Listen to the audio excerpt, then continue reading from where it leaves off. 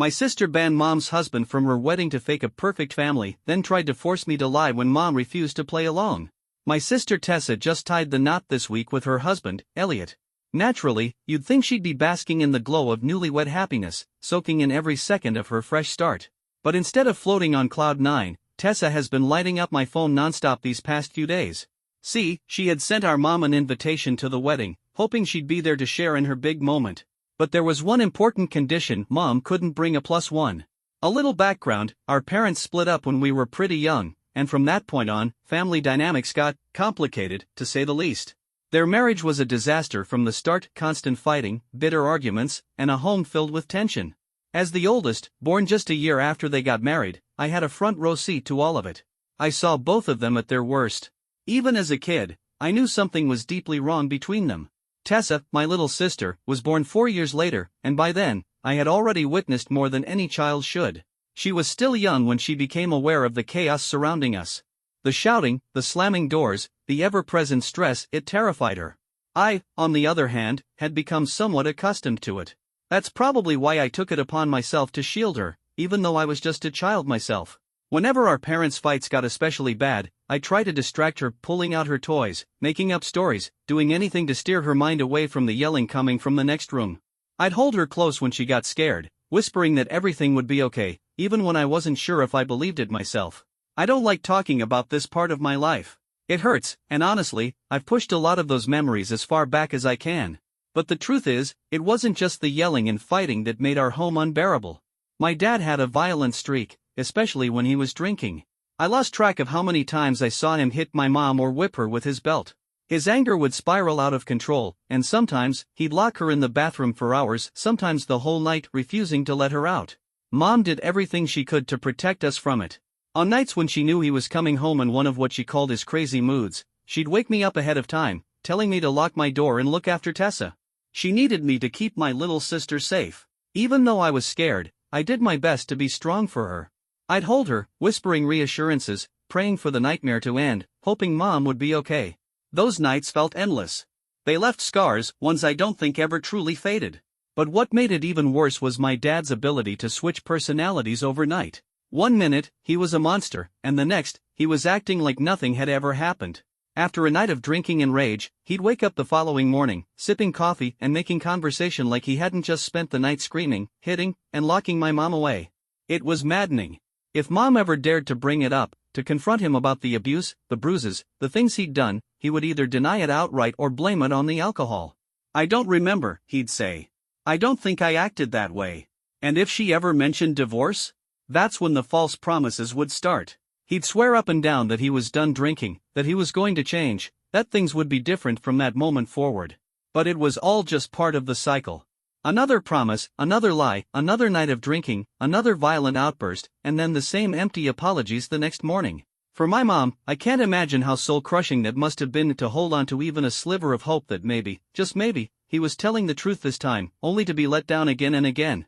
If you're wondering whether my dad had some kind of mental illness that made him act this way, I wish I could say yes. At least then, we'd have some kind of explanation, maybe even a way to understand it.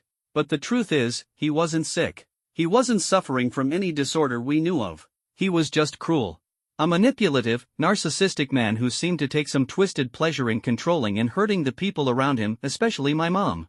It wasn't about mental illness. It was about power. What finally pushed my mom to leave him? What broke everything? The day he turned his rage on me.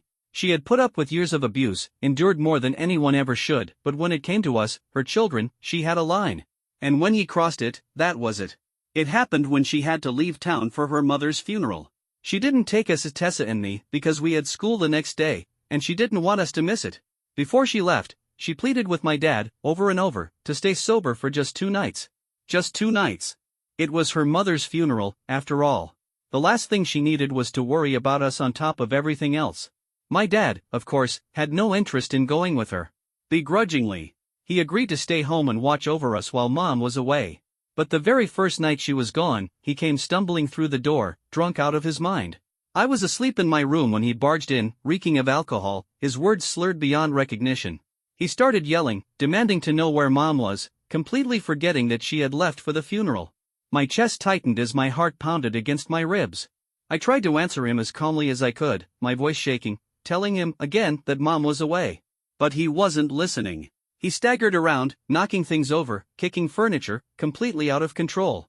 Fear gripped me, not just for myself but for Tessa, who was sleeping beside me.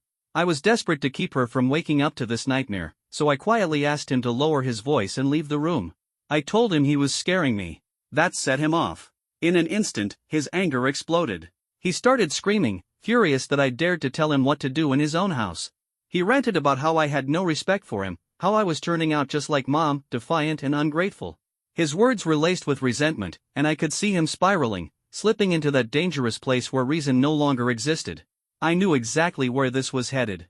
I tried to calm him down, to keep the situation from getting any worse, but it only made him angrier. And then, before I could react, he lashed out, his hand flying across my face in a brutal slap. The force knocked me to the ground. My cheek burned, my ears rang, and for a moment, I just lay there, dazed. Tessa woke up to the sound of his yelling in my fall. She immediately started crying, clutching onto me in fear, her small body trembling. My whole body was shaking too, out of fear, out of adrenaline, but I knew that if I just sat there, frozen in the moment, things would spiral even further. Dad was on the verge of losing complete control, and I couldn't let him hurt us. I couldn't let him hurt my sister. Without thinking, I grabbed Tessa's hand, yanked her up, and ran. We bolted out of the house as fast as our legs could carry us, with Dad stumbling behind, still yelling, his words a garbled mess of slurs and rage. My only thought was to get somewhere safe. Then I remembered Mom's words, what she always told me to do in moments like this. Go to the neighbors. They were the only ones close by. They were our best shot. I sprinted straight to their house, my heart slamming against my ribs, and pounded on their door with everything I had. I rang the doorbell over and over, desperate, shaking, barely able to breathe. I must have looked like a complete mess, but I didn't care. When they opened the door, they took one look at us and already understood. They had heard Dad's yelling before. They had caught glimpses of the chaos inside our home. They had probably put the pieces together long before this night. Without hesitation, they pulled us inside and called 911. We also called Mom. I didn't even have to explain much, she could hear the panic in my voice. Without a second thought, she told me she'd be on the next flight home. A tiny bit of relief washed over me, knowing that help was finally on the way. The neighbors reassured me that I had done the right thing, that getting away from Dad was the only safe option. They were right, there was no telling what might have happened if we had stayed in that house with him. In his drunken state, there was no limit to what he might have done. That night is burned into my memory forever. When Mom finally made it back home and learned what had happened, she pulled me into her arms and sobbed. She had endured years of his abuse, but the moment it was directed at me, at her child, something inside her broke. That was it. That was the moment she decided there was no going back. She was done. CPS got involved after the police were called. My mom had to step in and assure them that from that moment forward, Tessa and I would be with her. Dad was out. There was no coming back from this. He packed up a few of his things and left while Mom started the process of filing for divorce. Even after everything, Mom couldn't stop apologizing to me. Over and over, she told me how sorry she was for not leaving him sooner, for everything I had gone through. But I never blamed her. I never held it against her. Still, I know she carries that guilt, no matter how many times I tell her otherwise. As for Dad, he wasn't the kind of man to just disappear quietly. Even after moving out, even after Mom filed for divorce, he kept calling. Over and over, he'd beg her to reconsider, to take him back, to let him come home. And when she wouldn't listen, he turned to me. Sometimes, when Mom picked up, he'd demand to talk to me. And when I had no choice but to take the phone, he'd waste no time trying to guilt-trip me. You're the reason this family fell apart. He laid all the blame on me and Tessa. According to him, we were the ones responsible for what happened that night. We were the ones who had ruined everything, simply because we ran and called the police. As if wanting to be safe, to be free from his wrath, was some kind of betrayal. Even after the divorce, he made it clear that he still considered himself part of our lives, whether we wanted him there or not. The thought of ever having to be near him again terrified me. Every night, I prayed that I would never have to live with him again. Thankfully, when the time came for the courts to decide, the judge listened to us. They granted my mom full custody. It was a victory. Not only that, but they also issued a restraining order against my dad, recognizing the years of abuse he had put us through. That decision changed everything. For the first time in our lives, we were legally protected from him. He couldn't come near us anymore. And for the first time, we were free. For the first time in what felt like forever, the three of us, Tessa, Mom, and I, finally had the space to breathe, to heal, and to start building a life free from the fear and chaos that had defined our past. It wasn't always easy, though. Living with Mom had its challenges, but even with her struggles, anything was better than living under Dad's roof. During those first few years, Mom fell into a deep depression. She had just come out of an incredibly toxic marriage, carrying emotional and psychological wounds that would take years to mend. On top of that, she was faced with the crushing responsibility of figuring out how to provide for herself and her two children on her own. It was an overwhelming amount of pressure, and watching her navigate it all alone was heartbreaking. Thankfully, there was at least one small relief: Dad was legally required to pay child support for both Tessa and me. It wasn't a fortune, but knowing that we could count on that money to cover the basics took some of the weight off Mom's shoulders. A few years after the divorce, Mom met Davis. He worked with her at the restaurant, and from the start, he was always offering to help in any way he could. He had asked her out more than once, but for a long time, she kept turning him down. Eventually, though, she gave in. I remember the night she came home from their first date, beaming with excitement, and I knew Mom was finally moving on. What stood out about Davis, though, was that he was quite a bit younger than her. I think that made her self-conscious. I remember bringing him up once, and she immediately got flustered, brushing it off like she didn't want to talk about it. It was obvious she worried about how people would judge her because of the age gap. But for me? I didn't care about any of that. All I cared about was the fact that, after years of watching her cry, of seeing her trapped in something so painful, she was finally smiling again. Through it all, I fully supported Mom and her relationship with Davis. But Tessa? She saw things completely differently. She hated Davis. It wasn't because he had ever done anything to hurt her, he hadn't. Her hatred wasn't even really about him as a person. It was about what he represented, the end of whatever fantasy she had been holding on to about our parents getting back together. For as long as I can remember, Tessa had this almost idealized belief that Mom and Dad were meant to be together, like they were some kind of destined soulmates, despite all the terrible things that had happened between them. Somehow, in her mind, she thought that after a few years apart, they'd eventually find their way back to each other. I've spent a lot of time trying to understand why she thought that way, and honestly, I put most of the blame on Dad. Even though I kept my distance from him after the divorce, Tessa continued to see him occasionally whenever he decided to make time for her. It wasn't often, but when he did see her, he made sure to use those moments to get inside her head. He'd feed her stories about how he was a changed man, about how he was improving himself for the sake of the family. He made it seem like it was only a matter of time before he and Mom would reconcile. And every single time Tessa came home from a visit with him, she was filled with hope. She'd talk about how, one day, the four of us, Mom, Dad, her, and me, would be a family again. Hearing her talk like that was painful, because deep down, I knew the truth. It was never going to happen. I tried explaining it to her, tried helping her see that what she was holding onto wasn't real. That Mom and Dad's relationship ended for a reason, and there was no fixing what had been broken for so long. But she wouldn't hear it. She believed, with everything in her, that Dad still loved Mom and that he was the only one meant to be with her. Of course, none of that ever came true. As time passed, Davis became a bigger and bigger part of Mom's life. It became impossible to ignore the reality: Mom had moved on. She was happy. She had finally found someone who treated her with kindness, respect, and love. And for Tessa, that realization shattered the dream she had been clinging to for so long. That's where her resentment toward Davis really came from. Then, about 4 years ago, Mom and Davis got married. Watching that transformation in Mom's life, from a place of darkness and pain to one of love and stability, was incredible. It was like watching someone come back to life after years of just surviving. Davis wasn't just good to her, he was good to us, too. Anytime Tessa or I needed help, he was there. He never tried to replace our dad, never overstepped, he was just there, steady and reliable, in a way our father never had been. Fast forward to this year, Tessa got engaged to her college sweetheart. It should have been a time of pure celebration, but then she told me something that completely caught me off guard. She planned on inviting Dad to her wedding. I hadn't seen or spoken to him in years, and honestly, I never understood why Tessa kept holding on to a relationship with him. He had been abusive, both physically and emotionally, yet she still seemed to feel this unexplainable attachment to him. But in the end, it was her wedding. It wasn't my place to tell her who she should or shouldn't invite. So, I kept my thoughts to myself. It was Tessa's wedding, and at the end of the day, it was her decision. But then something happened that really didn't sit right with me.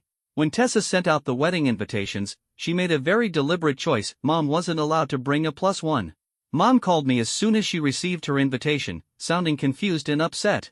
She asked if I had also been denied a +1, and I was completely blindsided. As far as I knew, everyone else had been given the option to bring a guest. Tessa was well aware that Davis wasn't just some random boyfriend, he was Mom's husband, a permanent part of our family. Yet, not only was he not invited, but Mom wasn't even given the choice to bring him along. It felt deliberate. It felt personal. When Mom confronted Tessa about it, things escalated fast. Tessa admitted that, for the sake of appearances at her wedding, she wanted Mom to pretend to act as if she and Dad were still a family in front of her future in-laws. She didn't care that Mom had moved on, that she was married to Davis now. In her mind, the wedding was an opportunity to force a picture-perfect reunion, to revive the illusion she had been holding on to for years. Mom was stunned. She refused outright. And honestly, how could she not? How could she stand beside the man who had tormented her for years, acting like nothing had ever happened? How could she pretend to still be his wife, even for a day, after everything he had put her through? Tessa's request wasn't just unrealistic, it was deeply unfair.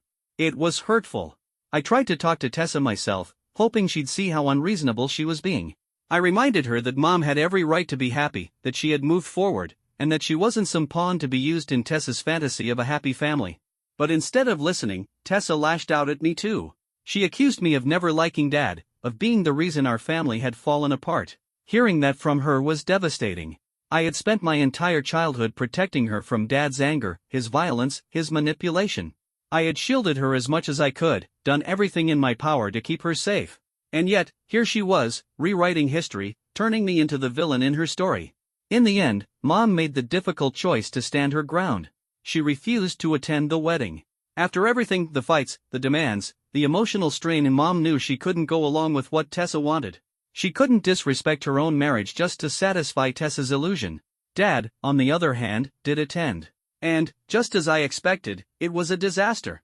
From the moment he arrived, it was obvious he was already drunk. He reeked of alcohol, his movements sloppy, his behavior erratic. I kept my distance, avoiding eye contact, avoiding any kind of interaction. Just being in the same room as him was hard enough. I had no interest in playing along with his act. Things only got worse when it was time for the speeches. Dad was supposed to say a few words to congratulate Tessa and her new husband. Instead, he slurred his way through the entire thing, rambling incoherently thanks to the multiple glasses of whiskey he had already downed. It was embarrassing. I saw the discomfort on people's faces, the hushed whispers between guests. It was clear to everyone, inviting him had been a mistake. Aside from that, the wedding itself was fine. Nothing spectacular, nothing awful. Just fine. But after the wedding, things with Tessa's in-laws took a complicated turn. They started asking questions. They had met Mom before, had seen how much she supported Tessa, how involved she had always been in our lives. So naturally, they were confused why hadn't she been at the wedding. And instead of being honest with them, Tessa started spinning a completely different story. She told them that Mom just wasn't interested in attending. That despite multiple invitations, Mom had barely made an effort. It was a lie. A bold-faced, deliberate, cruel lie. But just when I thought this whole situation couldn't get worse, Tessa dragged me into it. She had planned a lunch with her in-laws after returning from her honeymoon, and now she wanted me to be there not just as company, but as backup. She expected me to stand by her side and support the version of events she had told them. In other words, she wanted me to lie. She didn't want her in-laws to know the real reason Mom didn't come to the wedding, that she had placed unfair and unreasonable demands on her, demands that ultimately led to the fallout. Instead, she wanted me to help keep the blame off herself, to make it seem like Mom's absence was some kind of inexplicable decision rather than the result of Tessa's actions. And that's why I'm here, trying to sort out my feelings. On one hand, Tessa is my sister. I care about her, and I want to support her, especially now that she's starting a new chapter in her life. But on the other hand, lying just to cover for her won't fix anything. It will only make things messy. If we keep pretending, this problem will just keep growing. Tessa's in-laws are asking questions, and I don't think I can sit there and be part of a lie that paints Mom in a bad light just so Tessa can avoid responsibility. Update 1. The more I think about it, the more I realize this isn't just about the wedding. Tessa has always been embarrassed by Mom's relationship with Davis. Davis is 6 years younger than Mom, not a huge age gap, but for some reason, Tessa acts like it's scandalous. She's never been comfortable with the fact that Mom married someone younger, and she's always seen it as something inappropriate. In fact, she never even told most of her in-laws that Mom and Davis were married. Her husband, Elliot, knew, but the rest of his family had no idea. Mom and Davis had a simple courthouse wedding, no big ceremony, no public announcements, no fanfare. And Tessa used that to her advantage, pretending Davis wasn't really a permanent part of Mom's life. She even went so far as to repeatedly ask Mom not to talk about her marriage to Davis around her friends or in-laws, claiming it made her feel uncomfortable and awkward. And because Mom is patient and understanding to a fault, she agreed. For years, she kept Davis in the background whenever Tessa asked her to, respecting her feelings even though it wasn't fair. But when Tessa refused to let Davis attend the wedding, that was the final straw. Mom had already compromised so much to make Tessa comfortable, but this was too much. After years of holding back, of tiptoeing around Tessa's feelings, she had finally reached her limit. And honestly, I don't blame her. As for Dad, I've long come to terms with the fact that he never truly loved anyone but himself. If he had ever really loved Mom, he wouldn't have treated her the way he did. I think part of the reason Tessa has such a hard time letting go of this fantasy of our parents getting back together is that she doesn't fully remember the abuse we went through. She was too young when most of it happened, and her memories are fragmented. Mom has always asked me not to bring up the past with Tessa to spare her from the worst of it. Because of that, she only remembers pieces. She doesn't see the full picture. And that's why, in her mind, she can downplay what we lived through and still believe that Dad was just a flawed man, not the monster I know him to be. Update 2. I want to thank everyone who gave advice. After reading through so many of your comments, I decided to show this post to Mom. I think seeing it all written out helped her realize that it was finally time to sit Tessa down and have an honest conversation. So, she did. She didn't hold back this time. She showed Tessa the hospital records. The divorce filings. She told her everything, every painful, ugly detail of what Dad had done to her. For so long, Tessa had refused to accept the truth. But now, confronted with undeniable evidence, she had no choice. I watched as it really hit her, that the version of Dad she had built up in her mind wasn't real. The illusion she had clung to for years shattered right in front of her. And yet, even after all of that, she still tried to argue. She said maybe Dad had changed after the divorce. Maybe he wasn't the same person anymore. She begged Mom to at least try to be friends with him, to give him another chance, if only for the sake of keeping the peace. But by that point, both Mom and I had reached our limit. We told her straight out if she wanted to keep glorifying Dad and ignoring everything we went through, maybe it was time we all took a step back from each other. It wasn't an ultimatum. It was a boundary. We were done listening to her rewrite history and idolize a man who had done nothing but hurt us. Tessa was stunned. She hadn't expected us to push back so hard. She asked for time to process everything. And honestly, I get it. I know she's hurting. But she needed to hear the truth. I'm not asking her to cut Dad out of her life completely, that's her choice.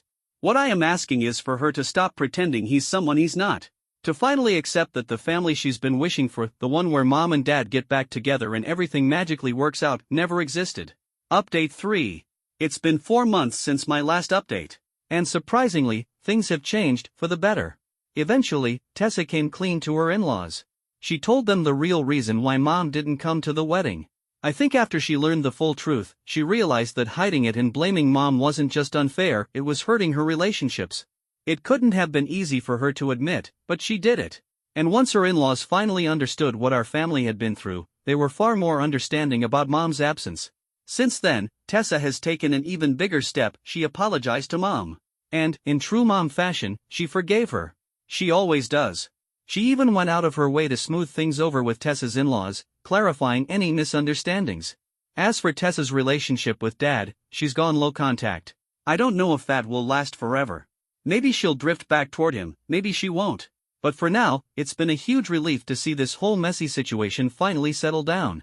For the first time in a long time, it feels like we're all moving forward.